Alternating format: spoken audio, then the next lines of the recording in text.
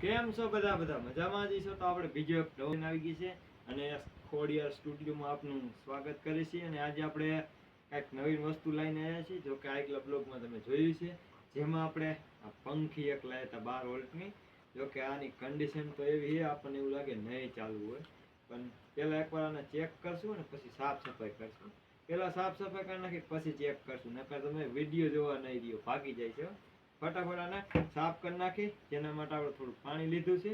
જો કે હાવ પાણીથી તો નહીં સાફ થાય, ખાલી આપણે પાણીવાળો ગાભો મારી દઈશું, કેમ કે આમાં ખેપેટ ચડી ગઈ છે. અને આ આપણે 12 વોલ્ટમાં હાલે છે. 12 વોલ્ટથી આપણે ચાર્જિંગ થાય, ચાલુ થાય.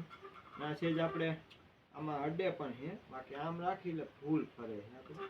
અને આ માલી તમને દેખાડી દઉં તો એક આપણી પાસે બીજી પણ આ માલી પંખી છે. જો આ પણ આપણે ભંગારના ડેરેથી જ લાવ્યા હતા, અને આ પણ આપણે ભંગારના ડેરેથી જ લાવ્યા છે. જો બે પંખી અહીંયાથી લાવ્યા છે, જેમાં આ પંખી તો આપણે ચાલુ છે અને આ પંખી આપણે સ્ટુડિયોમાં રાખવાની છે. બાકી અત્યારે તો આપણે ઠંડીનો મોસમ ચાલે એટલે નહીં રાખી. ફટાફટ આપણે આનું કામ કરી, તમારો ટાઈમ આજ વધારે નથી બગાડવા અને અમારી પાસે આ ટાઈમ છે નહીં. ફટાફટ આપણે આને સાફ કરી નાખી. કેમેરામેનને કહીશ થોડાક ટુકડે વી આવે.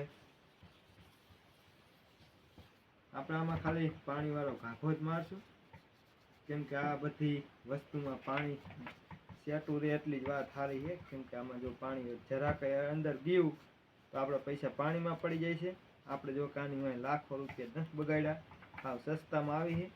ભાવ તમારાનો જાણવો હોય તો તમે કોમેન્ટ બોક્સમાં મને જવાબ ભાવનું કીજો, એટલે હું એમાં તમને જવાબ દઈશ કેટલાની આવી હતી. કોમેન્ટ કરી નાખજો તમે ભાવ જાણવો હોય તો. તમારે આવું કાંઈ નવીન વસ્તુ કાંઈ લેવું હોય કે આવું કાંઈ કેવી રીતે ડેલેથી લેવું એ શીખવું હોય, તમને ફોલો કરી લીજો, આપણે સબસ્ક્રાઈબ કરી નાખજો. અને આપણે થોડાક જ દિવસમાં આપણે ઇન્સ્ટાગ્રામમાં પણ આપણે એક આ મિની બ્લોગની ચેનલ બનાવવાના છે, એટલે કે નવું આપણે એક અકાઉન્ટ બનાવવાના છે. તો એમાં પણ ફોલો કરી નાખજો. આપણે આમાં લિંક નાખશું આ વિડીયોમાં અથવા તો બીજા વિડીયોમાં. બાકી ફટાફટ આને સાફ કરી નાખી.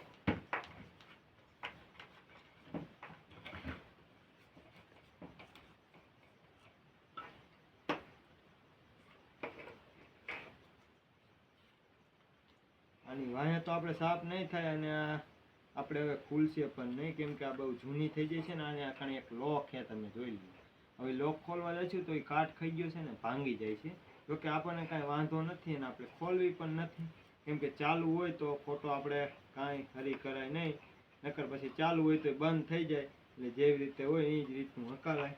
જોવો તમે હવે પંખી તમારા થઈ ગઈ છે એકદમ નવી. આપણે તો એકવાર આપણે જેવો તેવો ફરીવાર ગાભો મારી દઈશું પાણીવાળો.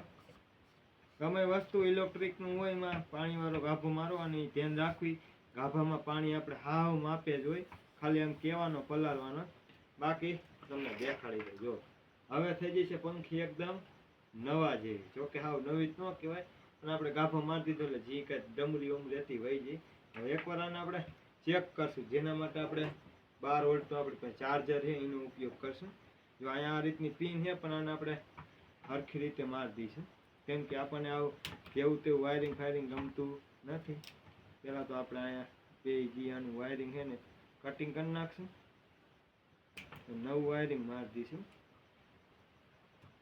પહેલાં આપણે શું વસ્તુમાં હતી એ આપણે એક જી મિની ટ્રેક્ટર બનાવેલું હતું કોઈક ખેડૂતે, એમાં આપણે બનાવેલી હતી. એમાં ફિટ કરેલી હતી, જે એમાં આપણે એન્જિન ગરમ ન થાય એમાં આપણે. બાકી આનું વાયરિંગ તો જો તમને દેખાડી દઉં.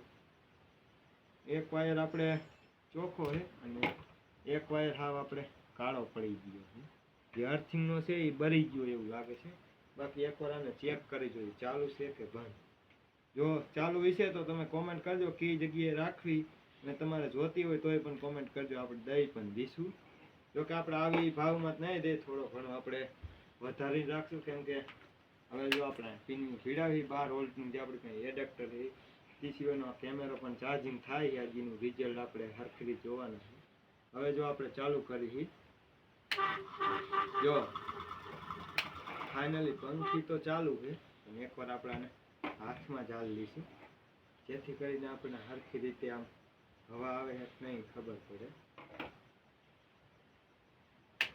જો ફાઇનલી પંખી ચાલુ થઈ ગઈ છે ને હવે આપણે પાછળ કાઢે છે, કેમ કે આપણે આ એક એન્જિનની પંખી છે એટલે આ રીતની લાગેલી હોય પાછળ હવા ફેંકે. પણ આનું વાયરિંગ તમે ફેરવી નાખશો, ઊંધા છેડા કરશો તો આગળ પણ હવા દેશે. બાકી અત્યારે આની હવા પાછળ આવે છે અને આની માટે આપણે તમને દેખાડવાની કોશિશ કરીશ. આપણી પાસે ગાભો તો કંઈ નથી, કેટલી હવા આવે એ જોવા માટે આપણે અને અમુક કાંઈક વસ્તુ આવી રીતની બાંધવી પડશે એટલે આપણને ખબર પડે કેટલી હવા આવે છે. આપણી પાસે અત્યારે બાંધવાનું કાંઈ છે નહીં, તો તમને એક રીતે દેખાડી દઉં તો આપણી પાસે એક બિલ છે આપણે કેમેરાનું, જે બિલ કયો કે તમે જે કયો આમાં તમને દેખાડીશ કેટલી હવા આવે છે. જો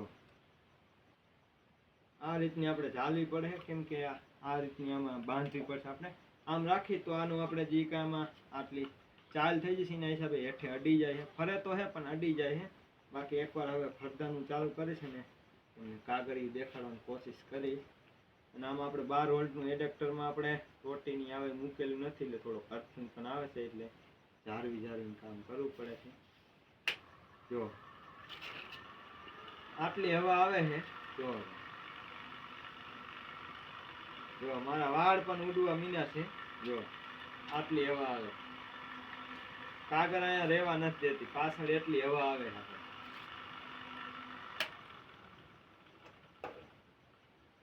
ફાઇનલી આપણે પંખી તો એકદમ ચાલુ છે અને કમ્પ્લીટ છે. હવા પણ મસ્તીની ફેંકે છે. ઉનાળામાં તમે વાડીએ પણ આને વાપરી શકો છો, એટલે કે દવા છાંટવાના પંપની બેટરી ઉપર ને એ રીતના. બાકી આવા જ વિડીયો જોવા માટે હમણાં આપણી ચેનલ સબસ્ક્રાઈબ કરી નાખો અને આનો ભાવ જાણવા માટે કોમેન્ટ કરો. આપણે તમને કોમેન્ટમાં ભાવ જણાવી દઈશું. બાકી મળીએ એક બીજા વિડીયોમાં. જય ખોડલ.